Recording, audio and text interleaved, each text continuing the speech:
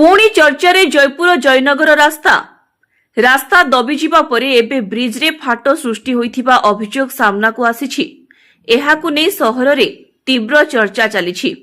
कामर गुणवत्ता एवं तदारक को नै प्रश्न उठिछि।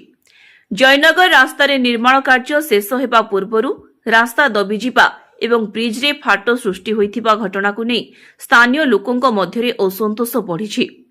अभियोग होछि निर्माण कार्य चलिथिबा समय आरएंडबी विभागर दायित्व प्राप्त अधिकारी माने सठिक तदारक करथिले कि नाही ताहाकु नै प्रश्न उठुछि। सहर रे विभिन्न प्रकार आलोचना होथिबा बेले एही अभियोग गुड़िकर स्वाधीन जांच हेबा आवश्यक बोली मत प्रकाश पाउछि।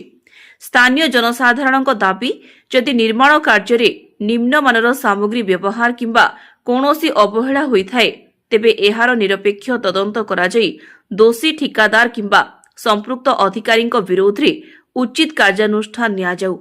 तेबे जयनगर रास्ता ओ ब्रिज निर्माण रे जदि कोनोसी अनियमितता होइथाय ताहार तदंत केबे हेबो एवं दोषीଙ୍କ विरोधରେ केउ पदक्षेप नियाजिबो ताहाकु नै एबे समस्तଙ୍କ नजर रहिछि।